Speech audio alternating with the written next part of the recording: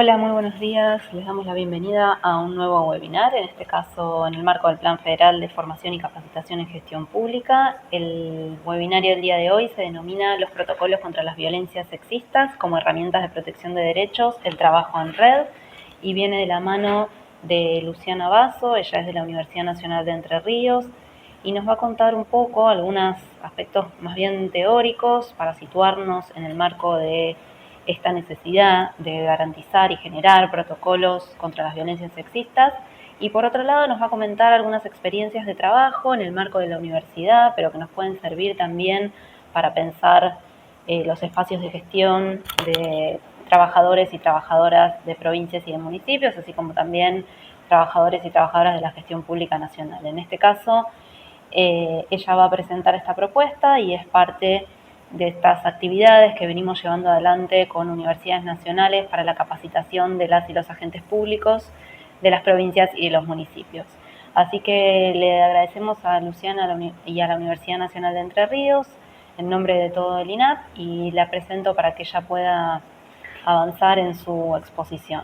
Luciana Soledad Basso es feminista y activista por los derechos de las mujeres. Es licenciada en Comunicación Social, especialista en Políticas Públicas y Justicia de Género, doctoranda en Ciencias Sociales, doctoranda del Doctorado en Ciencias Sociales de la Universidad Nacional de Entre Ríos, UNER, profesora adjunta de la Universidad Autónoma de Entre Ríos y de la UNER, jefa de trabajos prácticos en la UNER y con más de 15 años de antigüedad docente en el nivel medio. Trabaja en investigación científica en temas de género, violencia e incesto, docente de educación media en talleres de educación sexual y comunicación. Es trabajadora también de terreno y educadora popular en Acción Educativa Santa Fe en temas de género y derechos humanos, docente y expositora en temáticas de género, coordinadora de diplomados de género en la Universidad Nacional de Villa María, directora del Diplomado en Género Facultad Regional Paraná y Facultad Regional Santa Fe de la Universidad Tecnológica Nacional, y directora del Diplomado Profundización en Sexualidades, Abordajes y Desafíos Contemporáneos en Perspectiva de Derechos. Es representante titular de la UNER en la Red Interuniversitaria de Género del Consejo Interuniversitario Nacional desde el 2019. Es representante titular de la Universidad Nacional de Entre Ríos en el Consejo de Prevención de las Violencias del Ministerio de Desarrollo Social del Gobierno de Entre Ríos y del Observatorio Ley Micaela de la provincia de Entre Ríos. También ha publicado capítulos de libros y artículos en revistas especializadas relativos a los estudios de género. Así que, como podrán ver, cuenta con una vastísima experiencia en estos temas y esperamos con ansias tener un poco su mirada. Así que bueno, muchas gracias Luciana, y entonces avanzamos con la presentación. Hola, les doy la bienvenida a este webinario en el que vamos a trabajar algunas cuestiones que tienen que ver con nuestras prácticas institucionales y también para poder pensar en los protocolos contra la violencia sexista, la violencia basada en el género, como herramienta de protección de derechos. Quisiera comentarles cómo vamos a trabajar hoy. Vamos a tener una primera hora en la que trabajaremos en torno a lo que rodea a las prácticas institucionales y a por qué hace falta transversalizarlas por la perspectiva de género, y una segunda media hora donde trabajaremos aspectos prácticos y concretos en relación a pensar, diseñar y ejecutar protocolos contra la violencia sexista y contra la violencia basada en el género dentro de las diversas instituciones. Comenzamos. Entonces, la primera cuestión es saber por qué son importantes nuestras prácticas profesionales, poder pensar qué es la perspectiva de género, qué significa eso de la transversalización y algunas posibilidades que he estado pensando. Como sabemos, la modernidad fue estructurándose mediante la idea de cierta construcción de conocimiento que vino sustentada por la racionalidad cognitiva instrumental de la ciencia. Pensábamos en las ciencias como aquello que nos permite hacer algo para transformar la realidad. Con el paso del tiempo, como nos invita a pensar de Sousa Santos, la sociedad deja lentamente de ser un objeto de las interpelaciones de la ciencia para constituirse en ella misma en sujeto de interpelaciones a la ciencia, ¿no? Ser sujeto de interpelación a la ciencia, no solamente objeto. Y esto es una cuestión muy importante porque, como nos invita a pensar Cruz, las demandas y las actividades, pero también las atribuciones profesionales que las personas van teniendo en relación con la sociedad necesitan ser tenidas en cuenta en la medida en la que se dan también particularidades en las que esas prácticas profesionales, en las que esas prácticas cotidianas van a estar insertadas. Entonces, en ese sentido, también, como nos invita a pensar Carballeda, necesitamos comprender nuestras prácticas, estas prácticas cotidianas, los que hacemos todos los días dentro de la institución a la que pertenecemos, teniendo en cuenta que allí se van a jugar esquemas de pensamiento y percepción que pertenecen a las personas que intervienen y que son, podríamos decir, los lentes mediante los cuales estas personas captan la realidad y construyen también una visión determinada del mundo. Y en ese sentido es importante que podamos tener en cuenta dos miradas que suelen jugarse en la práctica. Allí una compañera de la Universidad Nacional de Entre Ríos, Susana Casaniga, invita a pensar en dos visiones respecto de estas prácticas profesionales, respecto de estas prácticas cotidianas. Ella dice que las prácticas son principios explicativos, que están más o menos articulados, que más o menos son imaginados, más o menos puestos en acto, desde las cuales es posible, una vez que se explicitan, construir ciertas tendencias teóricas. Ella habla de dos tendencias. Por un lado, una visión de tipo arquitectónico, definida por los aportes de la teoría política, centrada en la búsqueda de la explicitación de los fundamentos teóricos, en cierta mirada de construcción de mediaciones, ¿no?, entre la intervención profesional, considerando que allí hay un sentido ético y político, y una articulación en torno a las dimensiones constitutivas de la institución. Y también otra visión, que es de carácter ingenieril, dice Casaniga, que de algún modo está más naturalizada y que coloca la preocupación en el diseño acerca de los cómo, es decir, en la resolución que los problemas van a tener por parte de las personas profesionales, pero enfatizando la necesidad de contar con cierta experticia y con dispositivos suficientes y eficientes para aplicar esos conocimientos que la acción va a requerir. Lo que tengo para decirles en relación a poder pensar la transversalización de la perspectiva de género en nuestras instituciones es que, como diría el Principito, aunque con tensiones, aunque con más y con menos, cada una de las personas que formamos parte de las instituciones somos responsables de nuestra rosa. Es decir, somos responsables de nuestra acción institucional, somos responsables de las decisiones que se toman dentro de la institución y somos también responsables de lo que generan esas prácticas. Entonces, ¿cómo podemos pensar esta idea de las prácticas profesionales, de las prácticas que tienen que ver con lo cotidiano, con la idea de la transversalización de la perspectiva de género? Cuando pensamos en la palabra perspectiva, vamos a estar haciendo referencia a una forma de ver o analizar determinada situación. Es decir, vamos a estar en relación a un punto de vista particular. Si nos referimos, si vamos a mirar las instituciones que se dedican a definir, si vamos a ver los diccionarios, nos vamos a encontrar con que la palabra género tiene que ver con una designación de un conjunto de características sociales, culturales, que pueden ser políticas, psicológicas o jurídicas, pero también económicas, que las diferentes sociedades van a asignar a las personas en forma diferenciada, ¿no? Y generalmente aparece como solo una, ¿no? Aparece asociada, naturalizada, asociada al sexo biológico y desconoce esta mirada que la cuestión del sexo biológico es solamente una de las dimensiones de la sexualidad. Por eso solemos pensar que cuando hablamos de género, por ejemplo, vamos a estar hablando de mujer. Esto en realidad no es así, pero es una reducción a la que tenemos costumbre, ¿no? A la que tenemos costumbre de asistir. Vamos a referirnos así al género como esas construcciones socioculturales. Si son construcciones socioculturales, tenemos que saber que van a variar a través de la historia y que se van a referir a lo que la sociedad particular va a considerar como masculino o femenino. Esta atribución, que como dije es una atribución de carácter social y cultural, se va a concretizar utilizando algunos medios que son privilegiados para eso. Piensen, por ejemplo, en la educación, piensen en los juegos que les habilitaban o no, de acuerdo a si fueran niñas o niños en la escuela primaria. Piensen en el uso del lenguaje. Piensen cuando alguien llama a una reunión de las familias de los niños, las niñas y las niñas que concurren a la escuela, y para llamar a esa reunión llama a los señores padres, aunque sabemos que en realidad quienes más concurren son las madres.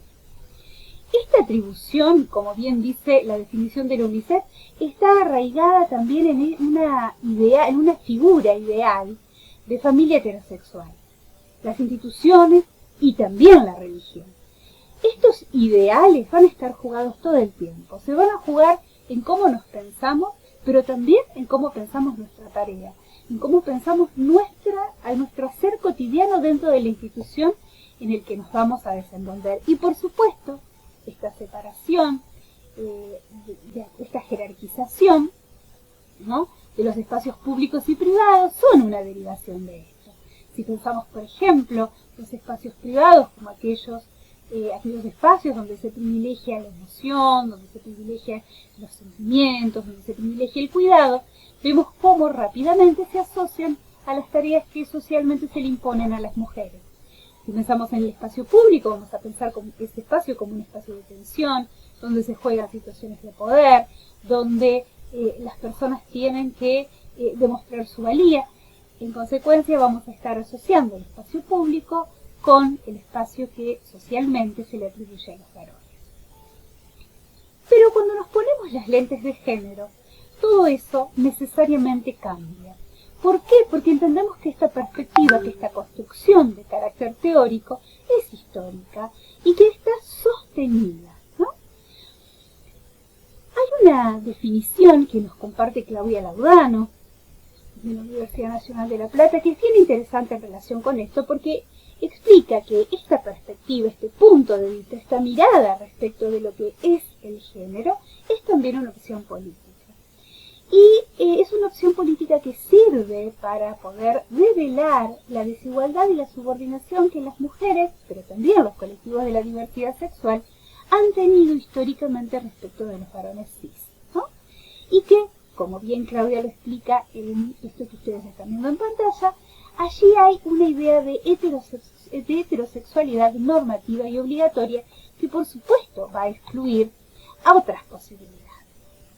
Otra posibilidad de pensar el género es entenderla como un dispositivo de poder.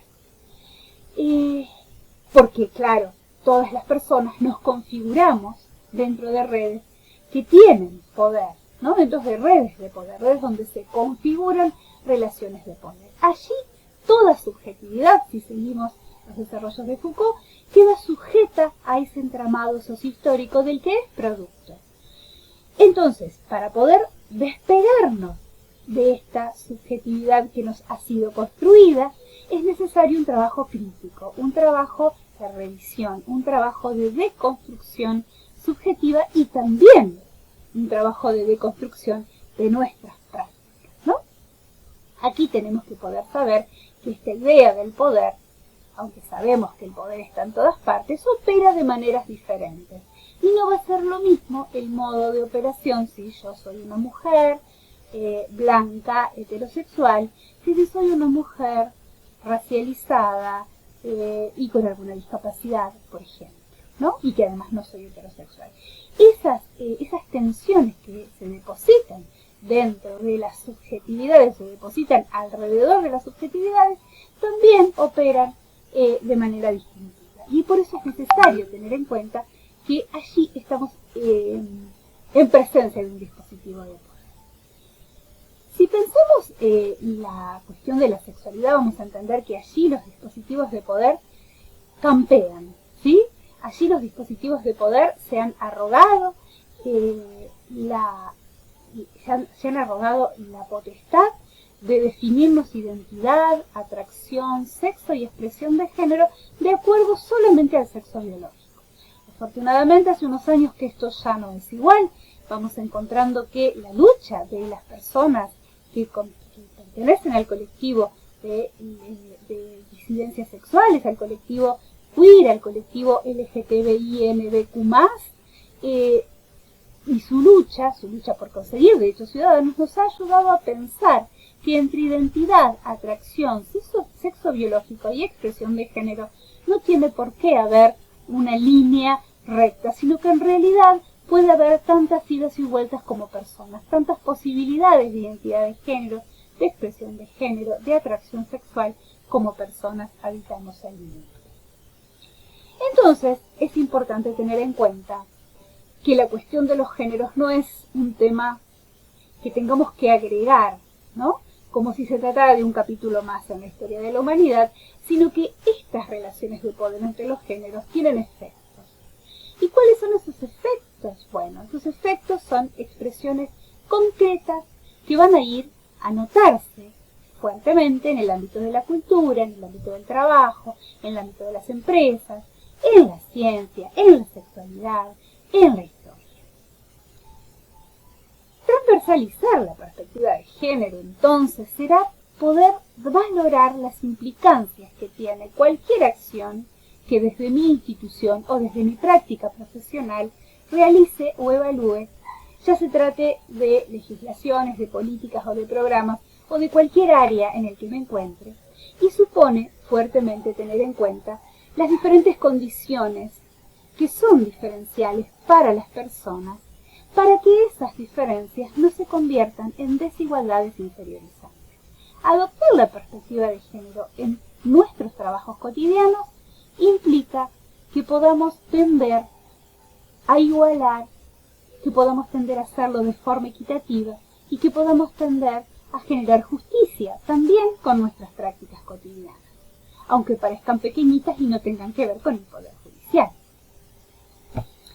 Hay dos términos que son ineludibles si vamos a pensar en la perspectiva de género y por eso quería compartírselos. El primer término es sexismo y el segundo patriarcado. Cuando pensamos en el sexismo estamos pensando un poquito en una condensación que de alguna manera se resume en esa figurita que ustedes ven allí. Solo algunas posibilidades para quienes se consideran por la sociedad niños y solo algunas posibilidades para quienes no se consideran niños, ¿no? En este caso, niñas, sin poder ver que haya otra posibilidad diferente de estas dos.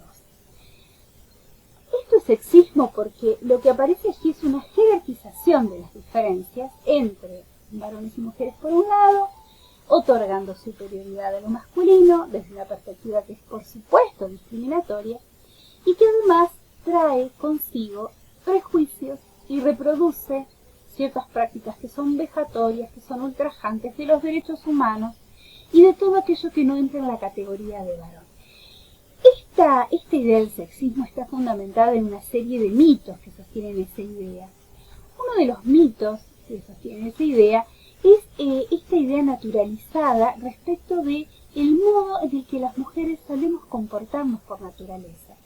Seguramente si ustedes hacen memoria y recuerdan algunas expresiones que tienen que ver con la sociedad en general, van a escuchar o van a traer a sus cabezas ideas en relación a que, bueno, las nenas son más tranquilitas, seguramente a las nenas prefieren ciertos juegos, seguramente si hay un varoncito un poquito revoltoso en el aula, lo sentemos junto con una niñita aplicada, porque entonces vamos a creer que compensan las energías y el varoncito va a poder comportarse mejor. Eran prácticas muy cotidianas dentro de lo que sería, por ejemplo, la educación primaria, ¿no?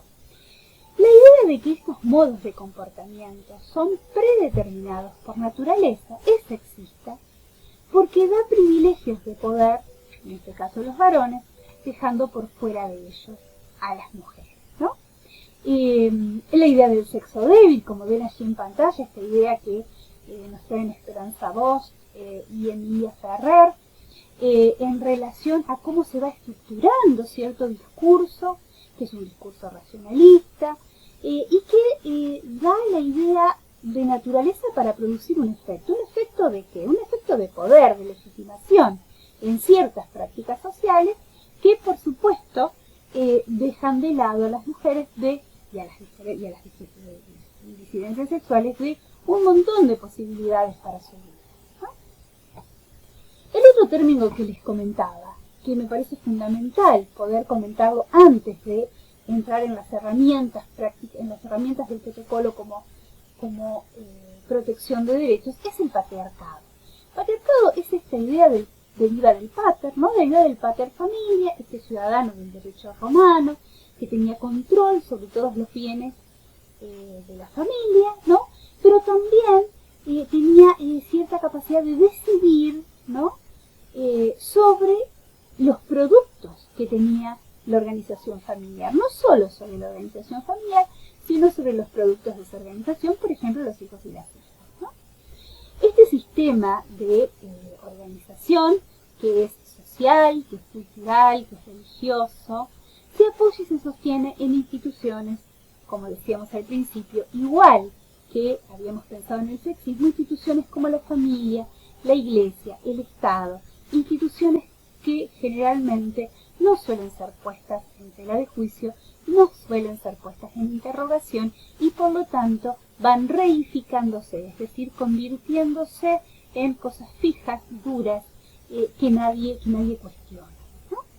Y a mí me gusta mucho esa plaquita que les pongo allí, para que vean, para pensar en estas influencias del patriarcado, como estos largos bigotes de este señor que tapan ojos, tapan bocas, también tapan oídos de quienes se supone que son inferiores dentro de un orden social patriarcal. Entonces, hasta aquí, ¿qué tenemos? ¿Qué tenemos de la perspectiva de género y de las prácticas profesionales? Tenemos que es necesario generar un reconocimiento de que aquí hay una situación construida, no natural. Que ese reconocimiento tiene que poder darnos lugar al análisis. ¿Al análisis de qué?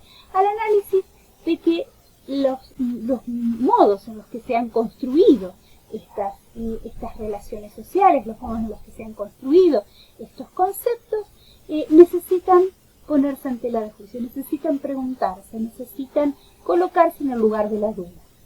Tenemos también que la cuestión de género es una cuestión atravesada por la dimensión del poder, que es interseccional, es decir, que también juega con tensiones al interior de su misma categoría, porque como decía, no es igual ser una mujer blanca, heterosexual y educada, que ser una mujer racializada, que pertenece al colectivo de las disidencias sexuales y que, por ejemplo, no ingresó a la universidad o no ha podido terminar su educación secundaria. Allí las condiciones de acceso al derecho no serán iguales. Y también tenemos que tener en cuenta que aquí hay una posibilidad muy importante que tenemos en nuestras manos, y es que transversalizar la perspectiva de género evita situaciones de marginación, situaciones de violencia y situaciones de injusticia. Tenemos que poder ver que nuestro ejercicio profesional no es neutral ni objetivo, aunque nosotros y nosotras persigamos objetividad al hacerlo. ¿Por qué? Porque como hemos visto tenemos ideas acerca de lo que cada persona es, de lo que cada persona puede hacer. Y estas ideas, este deber ser, se juega en nuestra vida cotidiana y se juega en nuestros supuestos profesionales también. Y es necesario estar alertas respecto de esto. Entonces, para poder transversalizar la perspectiva de género necesitamos que se garantice el acceso de todas las personas a todos los recursos que la institución en la que nos desempeñamos posee en igualdad de condiciones. Que se puedan planificar políticas públicas teniendo en cuenta que estas desigualdades que hemos dicho existen y también que se identifiquen y evalúen los resultados y los impactos producidos por esa política de forma transversal al género. Esta perspectiva de género implica que tengamos en cuenta, implica que podamos analizar que el modo en el que tomamos decisiones en la práctica profesional impacta diferencialmente en las personas. Y necesitamos asegurar esos derechos y buscar mecanismos para que no se revictimicen ni se revulnerabilicen las personas que ya están vulnerables a una situación de injusticia. Necesitamos comprender que todos los dispositivos no son buenos per se, aunque hayan sido vistos con la mejor intención, hayan sido pensados con la mejor intención, no siempre todos pueden ser usados de forma indistinta, y allí está el ejemplo de las mediaciones. las mediaciones sirven y son una herramienta fundamental para definir y para resolver situaciones problemáticas cuando estamos en igualdad de poder, en una situación de igualdad. Pero si hay una situación de jerarquía, si hay una situación de desigualdad de poder, no puede usar esta misma herramienta porque aquí estaría cometiendo una injusticia, ¿no? También necesitamos tener presente que nuestras prácticas profesionales implican una dimensión pedagógica. ¿Por qué? Porque nuestra institución, sea la que sea, habla a través de las normativas y las resoluciones y habla también a través de las decisiones que toma y cómo muestra esas decisiones a el resto de la sociedad. Entonces, algunas cuestiones y algunas posibilidades para pensar en relación a esto. Necesitamos comprender primero que si el sexismo lo hemos aprendido, el respeto también lo podemos aprender porque las personas tenemos plasticidad neuronal. Que tenemos pensamiento creativo, por lo tanto, podemos pensar y decidir si queremos reproducir un orden existente o transformar ese orden. Tenemos pensamiento estratégico. Eso significa que si el sexismo y esta dualidad de la existencia humana son efectivamente limitaciones para que las sociedades se desarrollen, y es algo que caracteriza a las democracias de baja intensidad, necesitamos poder cambiarla. Y eso es tener pensamiento estratégico. Pero sobre todo, porque esto es un derecho de las personas. Y desde el lugar en el que nos desempeñemos, necesitamos asegurar que se cumplan esos derechos humanos. ¿Qué hacen otras instituciones del mundo que quieren transversalizar el género? Bien, una primera cuestión que las instituciones hacen es capacitar a su personal, como ustedes están haciendo hoy. Poder pensar, poder conocer algunas cuestiones en torno a qué significa transversalizar el género. Otra cuestión es adecuar las normativas internas. Esto quiere decir armonizarlas con la legislación vigente en nuestro país en relación al género. Generar equipos de conserjería que brinden información, que brinden apoyo, que brinden seguimiento a cada caso. Generar protocolos, que vamos a ver en la próxima media hora, ¿no? Como herramientas para atender situaciones como esta.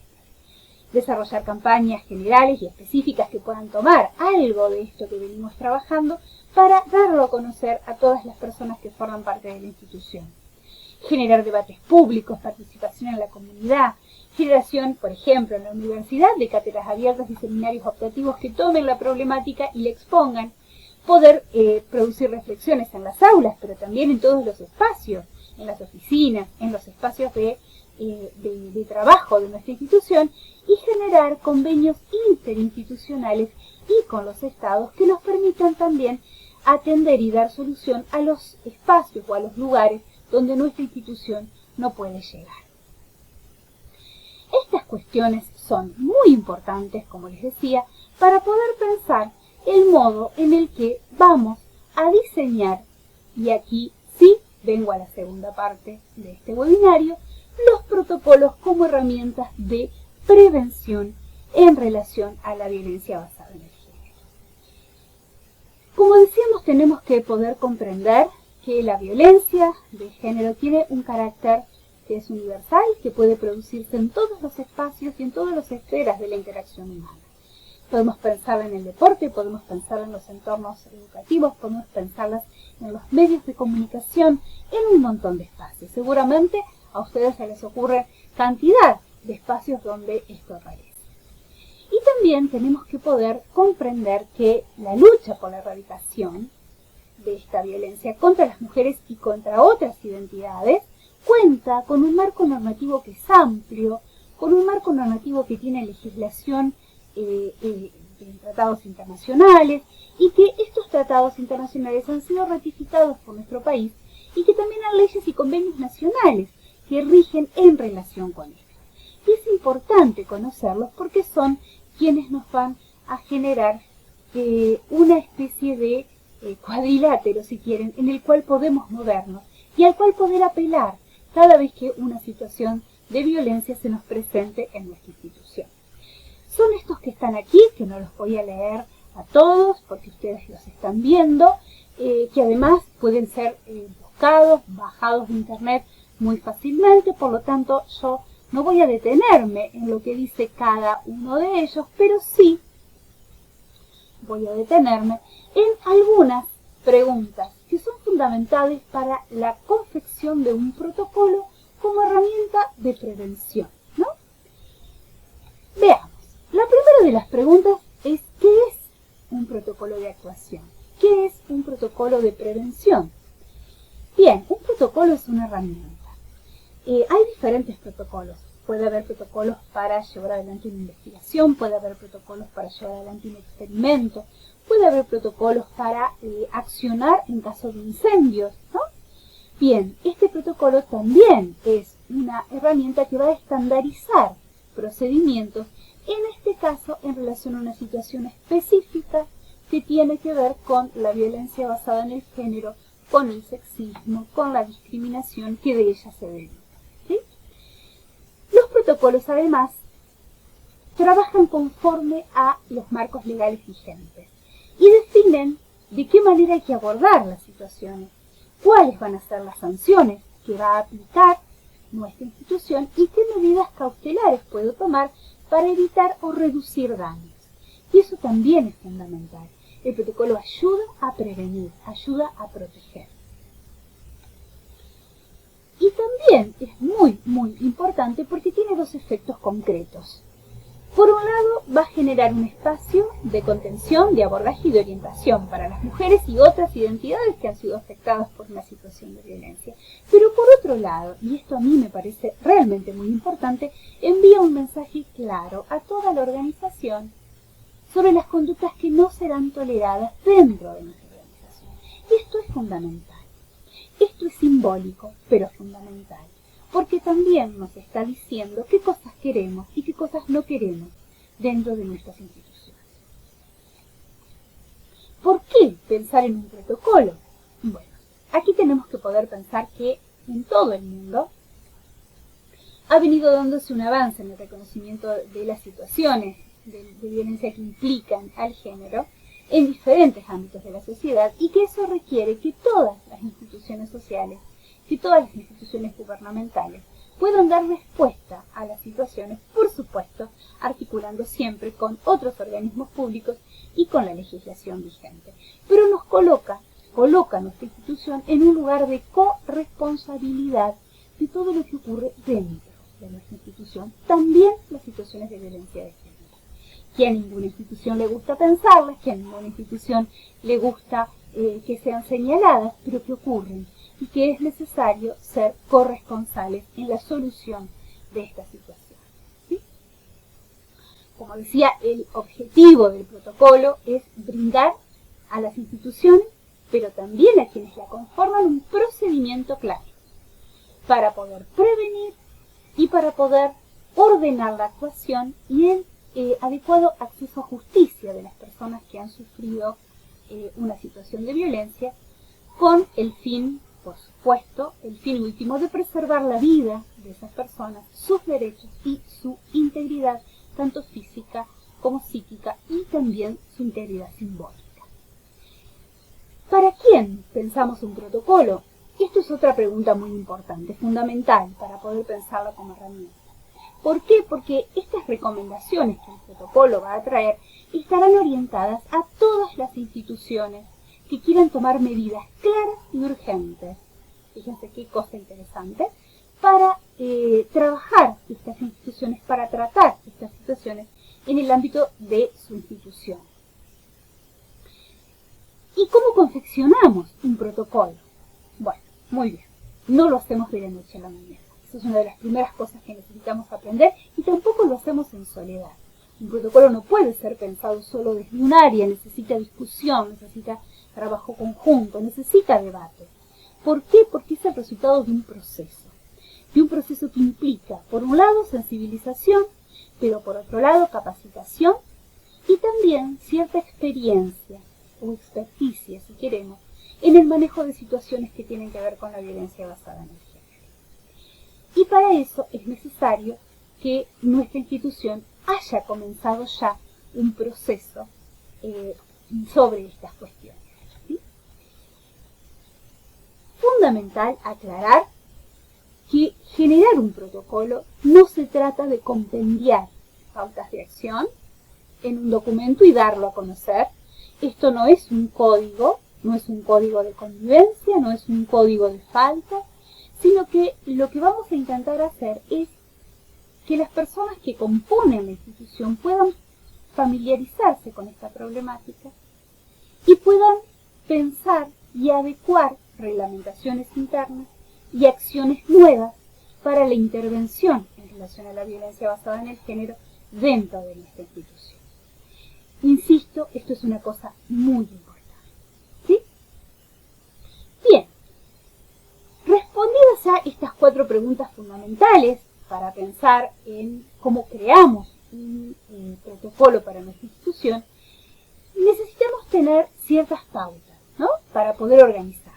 ¿Qué aspectos debemos tener en cuenta? Bien, la primera cuestión es poder preguntarnos qué va a incluir nuestro protocolo, qué debe incluir nuestro protocolo para poder ser una herramienta eficaz. Bueno, aquí aparecen los primeros 4 puntos.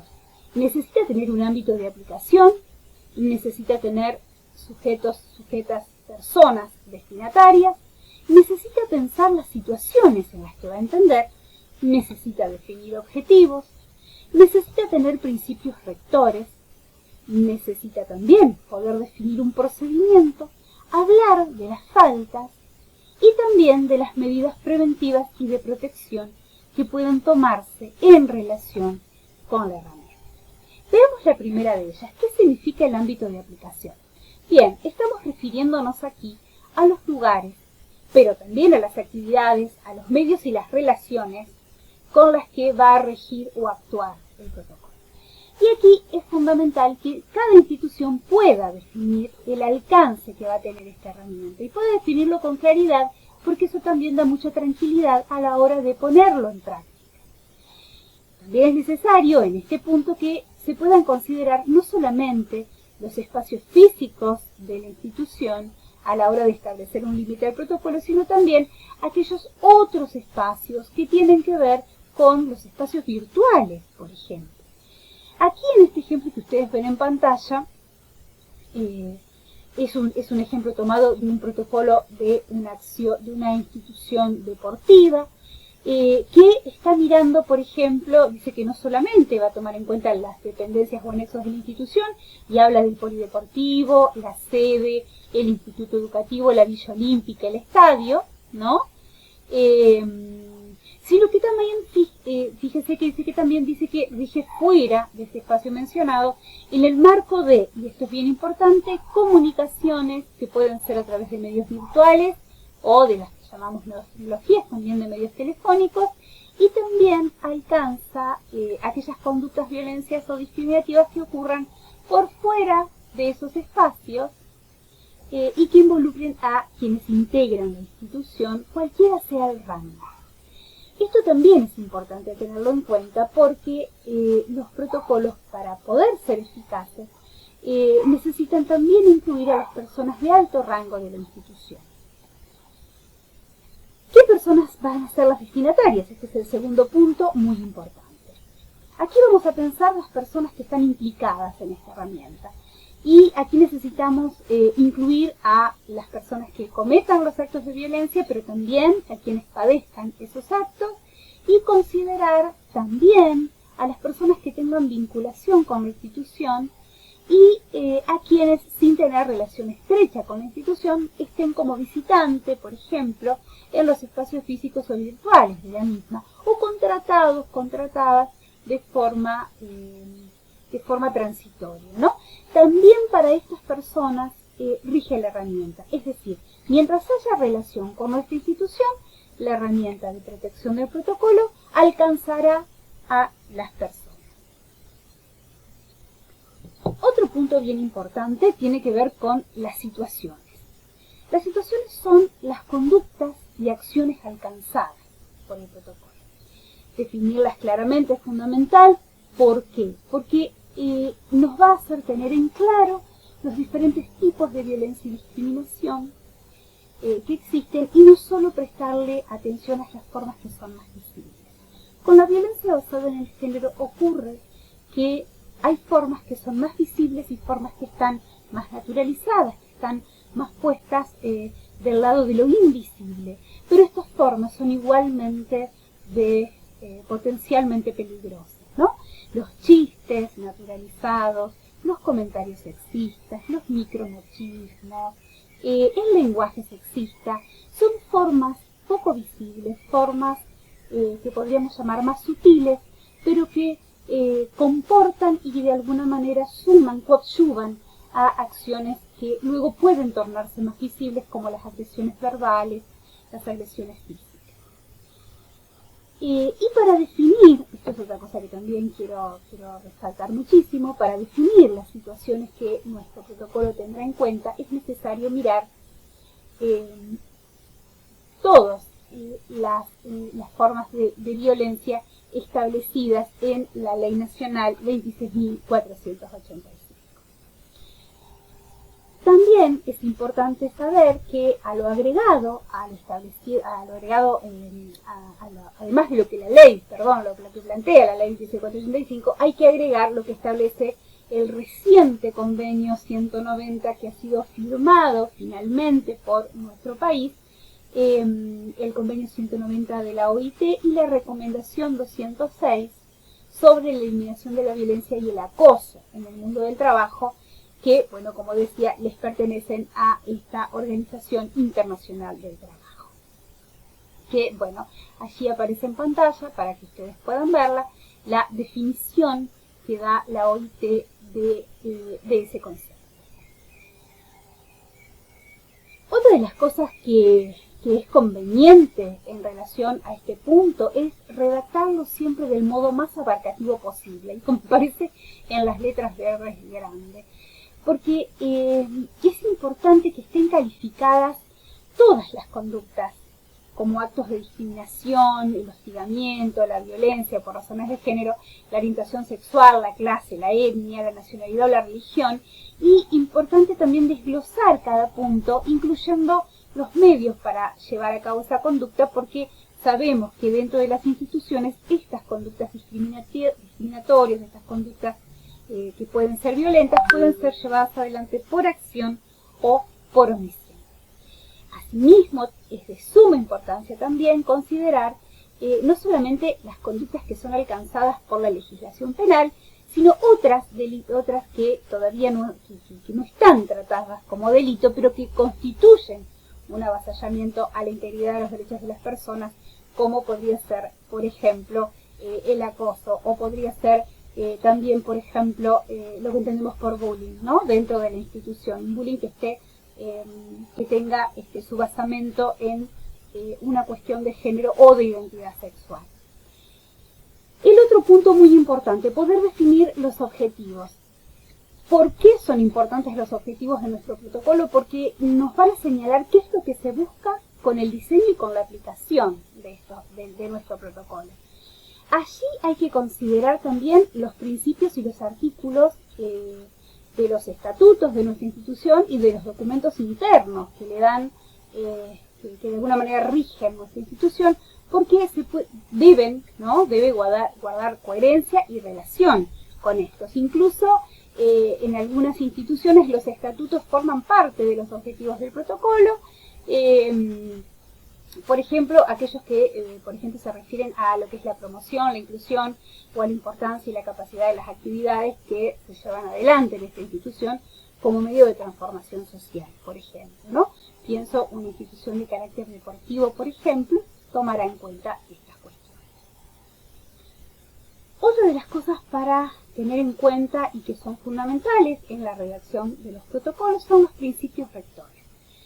¿Para qué sirven los principios rectores? Bueno, serán los principios que se aplicarán a las relaciones, a las situaciones, pero también a los procesos que van a estar vinculados al protocolo para la prevención y también para la intervención de las situaciones de violencia. Y son pautas fundamentales porque nos van a ayudar a guiar los comportamientos, pero también el compromiso de la institución. Yo les decía que una de las cosas importantes para pensar es que somos corresponsables de lo que ocurre en nuestra institución y que somos corresponsables también de la prevención para que no vuelva a ocurrir, de los aspectos que son fundamentales y que se pueden estar incluidos en el protocolo son, por ejemplo, la debida diligencia. ¿Qué significa esto? Que tiene que ver con apurarnos a llevar adelante una investigación y también a definir qué vamos a hacer con esa situación. Debida diligencia es prevención razonable, ¿no? Tiene que ver con una sanción que es proporcional, pero también con la reparación suficiente al daño que se ha infligido para poder proteger la dignidad y la integridad de las personas que han padecido alguna situación de violencia. Otro principio rector que considero importante que se incluyan es el de respeto y confidencialidad. Esto implica que la persona que vaya a consultar o que finalmente presente una denuncia tiene que ser tratada con respeto y con confidencialidad y que necesita ser escuchada sin menoscabar su dignidad, necesita ser escuchada sin ser revictimizada, sin entrometernos en aspectos que resulten completamente irrelevantes, ¿no?, para el conocimiento de los hechos y para el trabajo sobre la situación de violencia que nos está planteando. Y también poder tener en cuenta y poder comunicarle a la persona que en todo momento resguardaremos su voluntad en cuanto a las acciones que decida realizar y también la confidencialidad de los datos que esta persona exprese que quiera mantener en reserva, ¿sí? Y en ese caso, bueno, daremos a conocer lo que sea estrictamente necesario para poder garantizar el derecho de defensa, que también tienen las personas señaladas como responsables, pero nada más, ¿no? Y en eso es importante conocer el decreto del Poder Ejecutivo Nacional de reglamentación de la Ley 26.485, porque es quien abre la puerta para esta confidencialidad de los datos. Otro principio muy importante tiene que ver con la no revictimización. Esto significa no reiterar innecesariamente el relato de lo que ha ocurrido y también resguardar la exposición pública de la persona que denuncia, tratando de que los datos no se den a conocer para que no la identifiquen. Eso es una cosa muy importante. Tanto como también, por supuesto, la gratuidad, ¿no? Si la persona así lo requiere, tiene que ser acompañada y asesorada integralmente por la persona que esté llevando adelante el trabajo con el protocolo de forma completamente gratuita. Otro de los principios que les animo particularmente a incluir es el de la transparencia y el de la celeridad.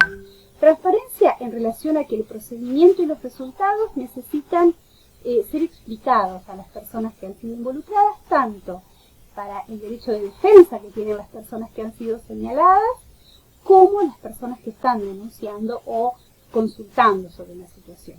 Y la celeridad implica que los procedimientos administrativos que se decidan tienen que ser hechos respetando las garantías debidas, la diligencia, la profesionalidad, deben ser hechos sin demoras injustificadas y además necesitamos trabajar para que esta situación se solucione en el menor tiempo posible, ¿no?